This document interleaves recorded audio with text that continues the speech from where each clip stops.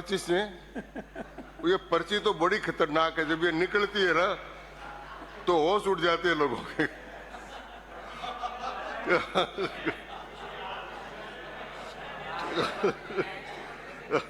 तो माननीय सदस्यगण, मैंने समय लिया, समय हो गया है, और क्योंकि मुझे फिर पर्ची आ गई, इसलिए पर्ची के आदेश की पालना मुझे करनी पड़ेगी। हमने सरकार से ये पूछा, क्योंकि सरकार ने जो पर्ची सरकार है, और खुद अब तो घनश्याम तिवारी जी ने सदन से ये कह दिया, जो राज्यसभा के मेंबर हैं, कि ये पर्ची से बनी हुई सरकार है और उन्हीं के नेताओं की चेहरे की हवाइयां उड़ाने का उस पर्ची ने काम किया है। तो अब हमें सर्टिफिकेट मिल गया है कि ये पर्ची सरकार है, दिल्ली से जो पर्ची आई उसके आधार पर सरकार बनी है, तो इसने कोई काम नहीं किया।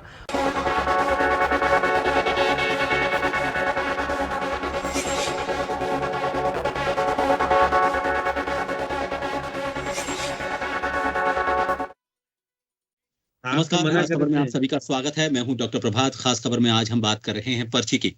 पर्ची अलग अलग जगहों पर इसके अलग अलग मायने होते हैं। कुछ पर्चियां एग्जाम में जब पास निकलती हैं तो उससे पकड़े जाते हैं पर्ची वाले। सियासत में अब पर्ची का दौर शुरू हो गया है। पर्ची जिसका जिक्र हो रहा है 3 दिसंबर के बाद से, और जिक्र इसलिए हो रहा है क्योंकि पर्ची सिस्टम को लेकर सियासत सवाल उठा रही है। सियासी माथापच्ची पर्ची पर शुरू हो चुकी है। पर्ची कोई नई बात नहीं है। पर्ची को लेकर डिजायर की बातें आती हैं। जो बात ये कहा जाता है कि आधिकारिक तौर पर नहीं की जाती, उसको पर्ची सिस्टम के जरिए करवाने के लिए पर्ची आगे बढ़ाई जाती है। तो पर्ची की अलग अलग परिभाषाएं वक्त और समय के हिसाब से बदल जाती हैं। लेकिन इस बार सियासत में इस पर्ची का जिक्र इसलिए हो रहा है क्योंकि प्रबोधन कार्यक्रम में घनश्याम तिवारी ने इस पर्ची का एक बार फिर जिक्र किया और ये कहा कि पर्ची बहुत खतरनाक होती है। पलटवार आया विपक्ष की तरफ से। डोटासरा ने कहा कि पर्ची वाली ये सरकार है, और ये अब साबित हो चुका है क्योंकि खुद सत्ता पक्ष के जो नेता हैं वो भी इसका जिक्र करने लगे हैं और इससे खौफ की बात करने लगे हैं। आखिर ये पर्ची इतनी सियासत की जो माथापच्ची की वजह क्यों बनी हुई है, इस पर बात करेंगे। हमारे साथ जो पैनल जुड़ा हुआ है, सबसे पहले उन सभी से आपका तारुफ करवा देते हैं। हमारे साथ भाजपा से डॉक्टर चेतन राजपुरोहित जी जुड़े हुए हैं, कांग्रेस से डॉक्टर राजकुमार शर्मा जी हमारे साथ जुड़े हैं, और वरिष्ठ पत्रकार श्याम सुंदर शर्मा जी हमारे साथ इस चर्चा का हिस्सा हैं। सबसे पहले कांग्रेस से चर्चा करना इसलिए जरूरी क्योंकि विपक्ष की अभी जो ताजा प्रतिक्रिया आई है, डोटासरा ने यह कहा है कि पर्ची, हालांकि पर्ची वाली सरकार की जो परिभाषा उन्होंने दी थी वो पहले ही दे दी थी, लेकिन इस बार वापस उन्होंने इसका जिक्र किया और ये कहा कि अब तो बीजेपी के जो नेता हैं वो खुद इस बात का जिक्र करते हुए कहते हैं कि पर्ची बड़ी खतरनाक चीज होती है। कहा जाए कि आपको ये पर्ची का एक मौका 3 तारीख के बाद, हालांकि भूल गए थे सब, लेकिन एक बार फिर बीजेपी की तरफ से मिल गया है प्रबोधन कार्यक्रम के जरिए। देखिए प्रभात जी, पर्ची सिस्टम तो अब तक मंदिरों में चलता था कि लाल पर्ची ले लो तो वीआईपी दर्शन हो जाएंगे, कुछ पिंक कलर की पर्ची ले लो तो आपको उस वाले गेट से दर्शन होगा। लेकिन राजस्थान में इस बार जो पर्ची आई, मध्य प्रदेश में, छत्तीसगढ़ में जो पर्ची आई, उसमें तो एक नए नवेले भारतीय जनता पार्टी के कार्यकर्ता को, नए विधायक को मुख्यमंत्री के बनने का मौका मिल गया। और भी जब आश्चर्य जब हुआ, जब राजस्थान के सबसे वरिष्ठ नेता ने वो पर्ची अपने हाथ से खोली, तो सोचिए उनकी क्या दशा होगी। भारतीय जनता पार्टी के वरिष्ठ नेता जिन्होंने पर्ची खोली, वो अभी तक समझ नहीं पा रहे कि मैं हंसू या रोऊं।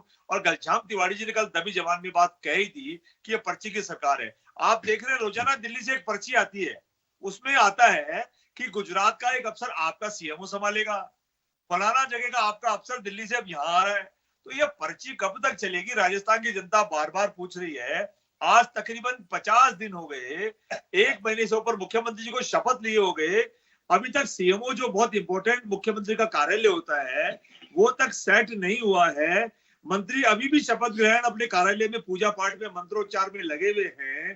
तो मैं राजस्थान की जनता की तरफ से पूछना चाहता हूं कि अब कल परसों से विधानसभा चल जाएगी और फिर विधानसभा का बहाना चल जाएगा। तो राजस्थान की जनता जो 1 महीने पहले आचार संहिता के चक्कर में विकास कार्य अटके पड़े थे, और आज 1-1.5 महीना और हो गया है, सारे काम रुके पड़े हैं। जो निर्माण कार्य चल रहे थे उनको रोक दिया गया है, ठेकेदारों के पेमेंट हो नहीं रहे हैं, चिरंजीवी जैसी महत्वपूर्ण योजना है उसमें इलाज डॉक्टर लोग कर नहीं रहे हैं। तो भारतीय जनता पार्टी कौन सी पर्ची के तहत राजस्थान की सेवा करेगी, इस बात की चिंता पूरी कांग्रेस पार्टी को और राजस्थान की जनता को लगी हुई है। जी, डॉक्टर साहब से ले लेते हैं इसका क्या उनका कहना है। डॉक्टर साहब, कल घनश्याम तिवारी ने अचानक से इसका जिक्र किया, हंसी ठहाका भी गूंजा।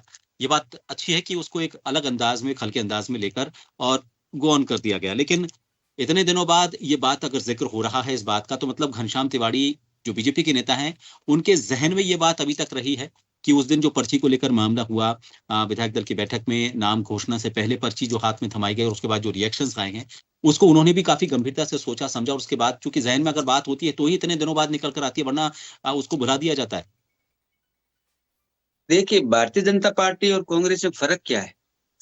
हमारे मित्र राजकुमार जी ने खुद ने क्लियर कर दिया कि भारतीय जनता पार्टी में कोई भी निर्णय जब होता है, विधायक दल के द्वारा हो, प्रदेश नेतृत्व के द्वारा हो और केंद्रीय नेतृत्व के द्वारा हो, तीनों मिलकर जब कोई निर्णय लेते हैं और वो निर्णय जब सामने आता है तो सभी उसको स्वीकार करते हैं, शुद्ध मन से स्वीकार करते हैं। और जैसा आपने देखा भी था भजनलाल जी को जब मुख्यमंत्री की घोषणा हुई विधायक दल के बैठक में, तो जिस प्रकार से माननीय वसुंधरा जी, जिस प्रकार से सभी नेता खुशी से, हंसी खुशी से ये काम होते हुए देखा और किया, ये भाजपा में होता है। कांग्रेस में क्या होता है? कांग्रेस में 25 सितंबर की घटना होती है, धारीवाल जी के घर पैरेलल मीटिंग होती है और अपने आला कमान को ये संदेश दिया जाता है कि या तो हमें मुख्यमंत्री रहने दिया जाए, नहीं तो सरकार नहीं रहेगी। ये कांग्रेस में संभव है। वो मीटिंग तो 2 तारीख को हुई थी। दूसरी बात आगे आता हूँ। अब बात करता हूँ पर्ची की। श्याम जी साहब, चूंकि बीकानेर से थोड़े संबंधित है, मेरे को ऐसा लगता है, हम जब छोटे थे तो बीकानेर हम सुनते थे भाई जी की पर्ची, और वो भाई जी की पर्ची इतनी चली कि चुनाव में मुख्य हमारा नारा यही होता था, भाई जी की पर्ची चाल गई या फाट गई।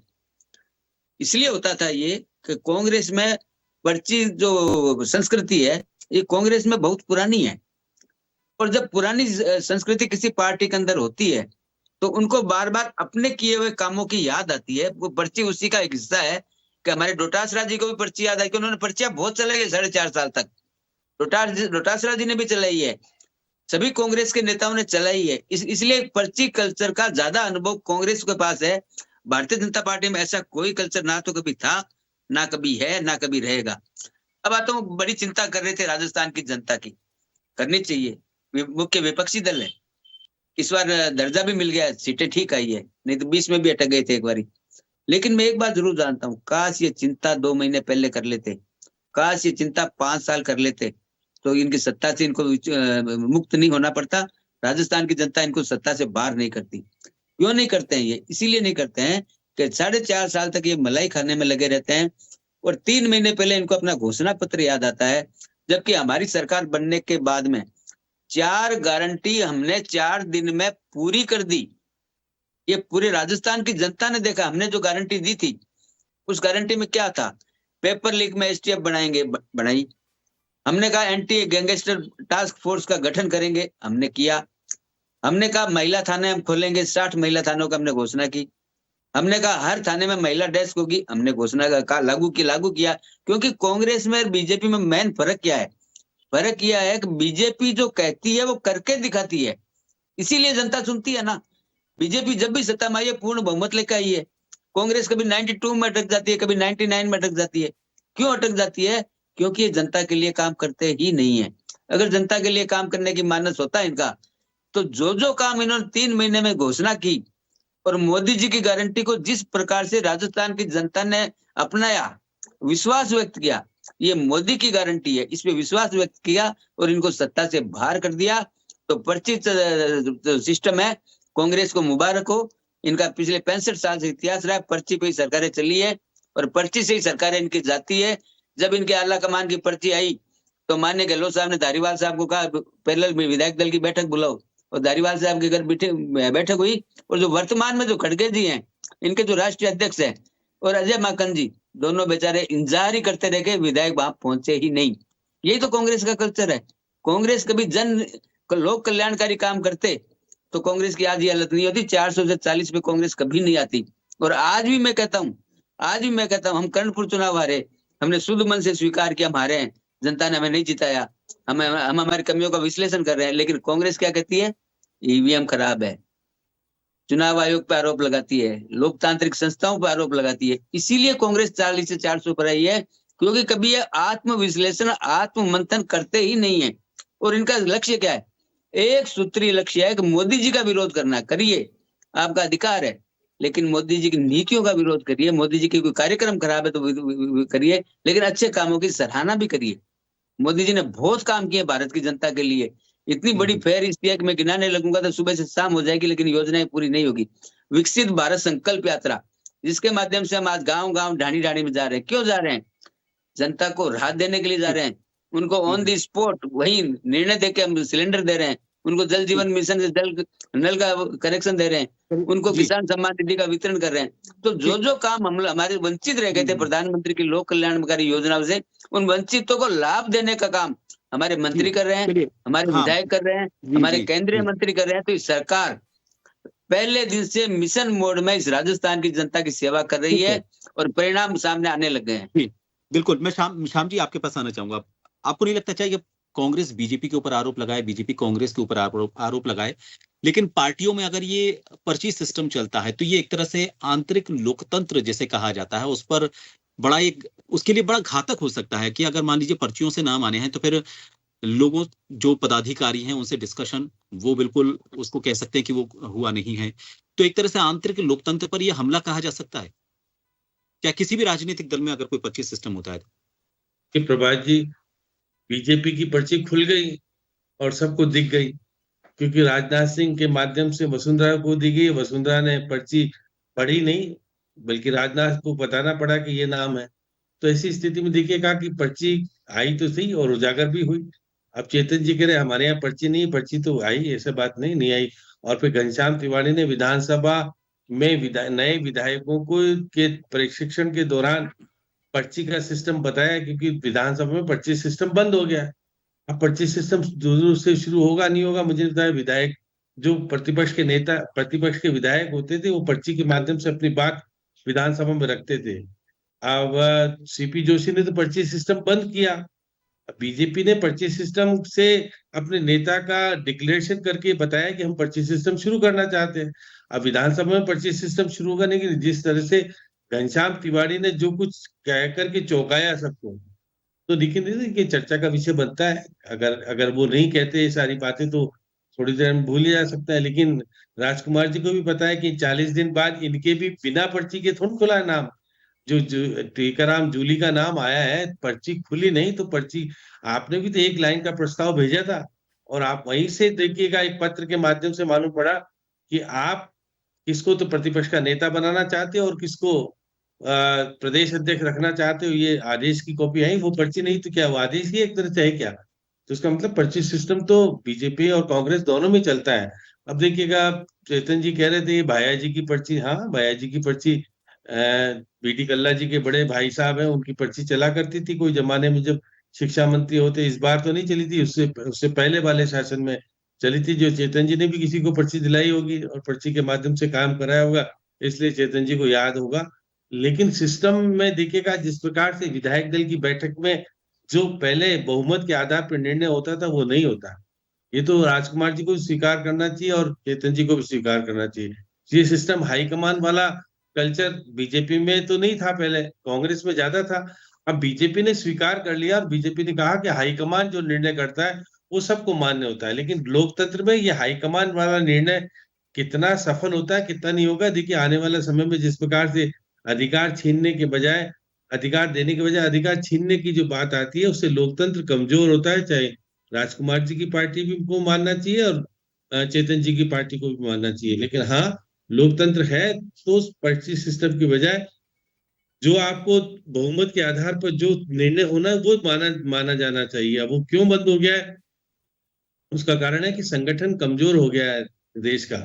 और जब प्रदेश का संगठन कमजोर हो जाता है तो केंद्रीय संगठन अपने तौर तरीके से उस संगठन को चलाने का प्रयास करता है, जो कि हाँ अभी क्योंकि दबाव में इसलिए सारे निर्णय केंद्र से हो रहे हैं। वो मानना चाहिए चेतन जी को। चेतन जी कह रहे हैं कि हमने तो जब कांग्रेस के शिविर लग रहे थे, महंगाई राहत शिविर लग रहे थे, तो इनको लग रहा था कि ये रजिस्ट्रेशन क्यों कर रहे हैं।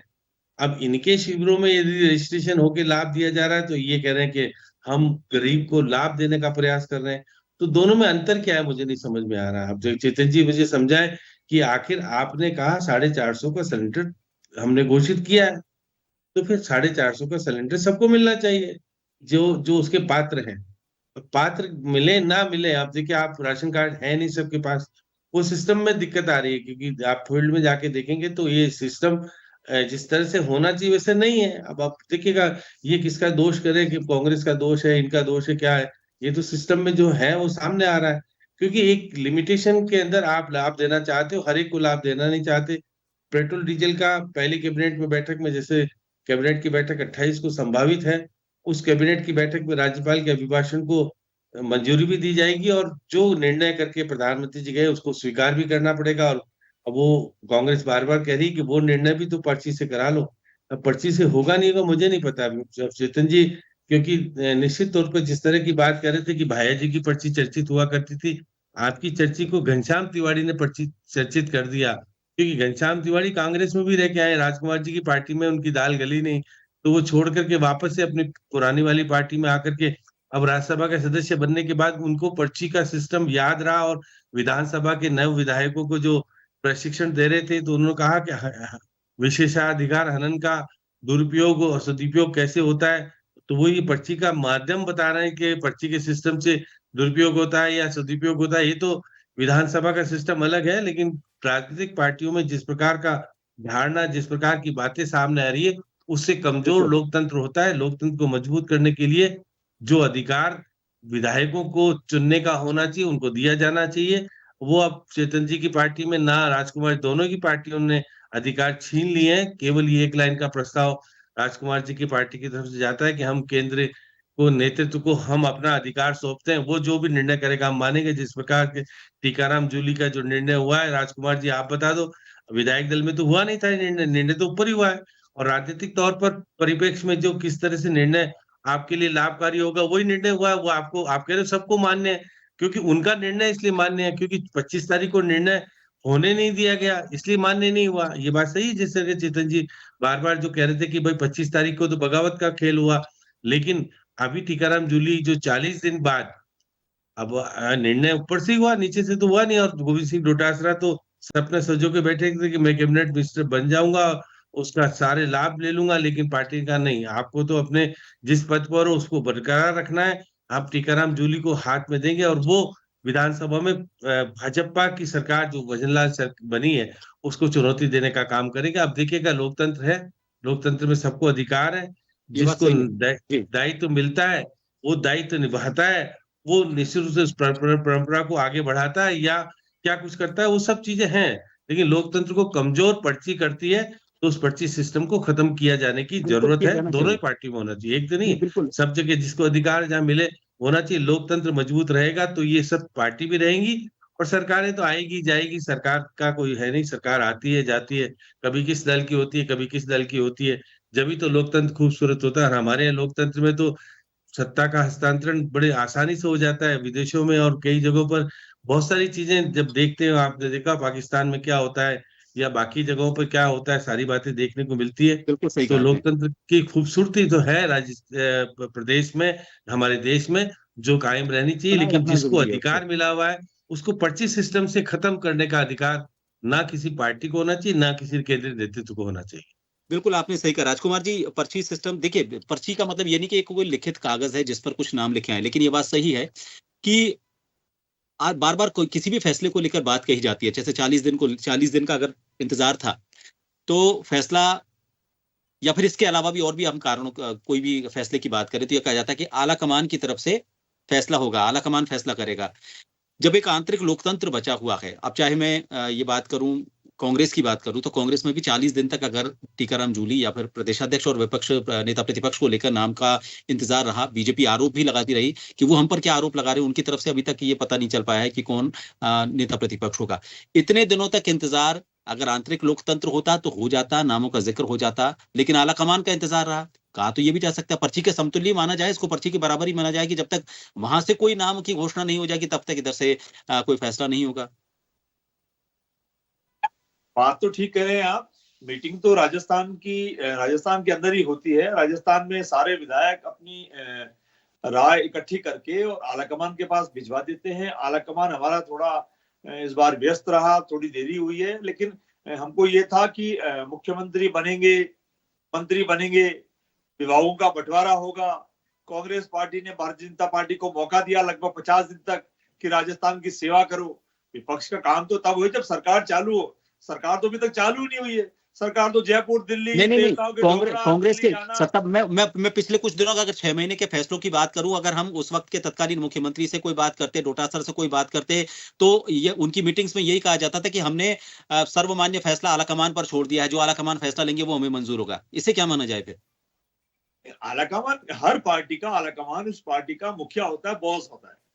और छोटे लोग जो राजस्थान इकाई के जो लोग होते हैं, चाहे वो भारतीय जनता पार्टी के हो चाहे कांग्रेस पार्टी के, वो लोग अपना सामूहिक निर्णय करके और अपने जो बॉसेज होते हैं, जो आलाकमान होता है, जिसको आलाकमान बोलते हैं हम लोग, दिल्ली भिजवा देते हैं। अब दिल्ली जो बेहतर समझता है, दिल्ली सभी ग्रुप्स को देखते हुए, सभी बातों को अच्छे से चेक करके, जांच परख करके और निर्णय ले लेता है।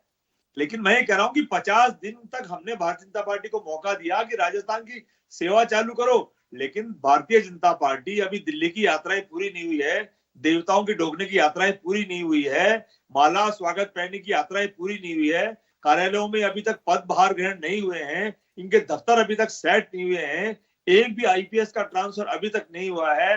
सारे जो अफसर हैं पुराने वाले, वो अपना बेडिंग बांध के बैठे हुए हैं कि पता नहीं मुझे कल इस सीट पे रहना है या नहीं है। ये हर सरकार में होता है, बार-बार हर सरकार में यही होता है। ब्यूरोक्रेसी का बात ब्यूरोक्रेसी बदली जाती है, हर सरकार में होता है। जब पिछली बार वसुंधरा राजे की सरकार थी, उससे 50-60 दिन तक कोई सरकार इतना इंतजार नहीं करती है। प्रभात जी, सरकार बनती है 5-7 दिन में एक्शन में आती है। ये सरकार बनी है, इसने कमेटियां बना दी, एसआईटी कर दी। तो एसआईटी ने काम क्या किया? पेपर लीक वाले मामले कहाँ आगे किसकी? मैं लेता हूं इनसे जवाब लेता हूं। मैं डॉक्टर साहब से जवाब ले लेता हूं, राजपुरोहित जी से जवाब ले लेता हूं। राजपुरोहित जी से मैं इसका जवाब ले लेता हूं। राजपुरोहित जी, इनका जवाब आप दीजिएगा, लेकिन उसके साथ इस बार जो पर्ची वाला मसला रहा, विषय पर वापस लौटेंगे। बीच बीच में हम थोड़ा सा उसको दिशा से भ्रमित भी हो जाते हैं।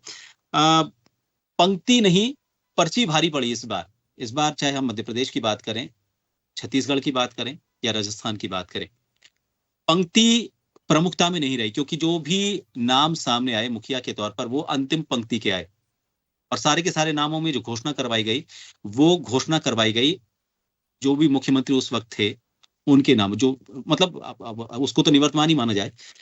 लेकिन इसने ये साबित कर दिया कि पंक्ति नहीं, पर्ची भारी है। देखिए, यही तो लोकतंत्र की खूबसूरती है। पर्ची, एक सामान्य कार्यकर्ता पहली बार विधायक बने और राजस्थान का मुख्यमंत्री है। ये कोई परिवारवादी पार्टी नहीं है जिनमें पहले से तय होता है कि ये बनेगा, ये बनेगा, ये बनेगा। आप और मैं भी आंकलन नहीं कर पाए इस बार मुख्यमंत्री कौन बनेंगे। आप और मैं भी आंकलन नहीं कर पाए। क्या कहोगे इस बार टीकाराम जूली के फैसले के बारे में क्या कहोगे, अभी बता दो। आता हूँ। पहले मैं ये बात तो कंप्लीट कर लूं, एक इस पे भी आऊंगा। तो पर्ची सिस्टम नहीं है, लोकतंत्र है हमारी पार्टी में, और हर कार्यकर्ता को ये मौका मिलता है कि वो भी बड़ा पद मिल सकता है उनको भी।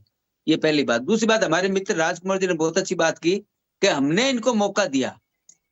मौका राजस्थान की जनता देती है, कोई पार्टी नहीं देती सेवा करने का। हमें राजस्थान की जनता की सेवा करने का मौका राजस्थान के मतदाताओं ने दिया है, और अच्छी खासे बहुमत से दिया है। तो आप ये मौका हमें नहीं मत दीजिए कि सरकार चलाने का आपने मौका दिया, मौका नहीं दिया। मौका राजस्थान सेवा तो चालू करो। अब आगे आता हूँ। श्याम जी के सवाल का जवाब दीजिए। श्याम जी के सवाल का जवाब जी। हाँ, अब आगे आता हूँ। कांग्रेस के अंदर कांग्रेस किसको नेता प्रतिपक्ष बनाती है, किसको अपनी पार्टी का अध्यक्ष बनाती है, कांग्रेस का इंटरनल मामला है, इसमें हम लोग कुछ नहीं कर सकते। जिनको ठीक लगे ये बनाएंगे। लेकिन मैं एक बात जरूर कहना चाहता हूँ कि जिस पार्टी को एक व्यक्ति का चयन करने में 40 दिन लग गए, वो पार्टी हम पे आरोप लगाती थी, मुख्यमंत्री कब बनाओगे, मंत्रिमंडल कब बनाओगे, मंत्रिमंडल बन गया तो विभाग कब दोगे। आप आरोप लगाते रहिए।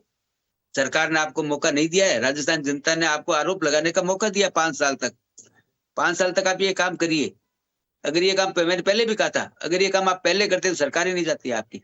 अब आता हूँ पर्ची सिस्टम की। बार बार चर्चा पर्ची सिस्टम की होती है।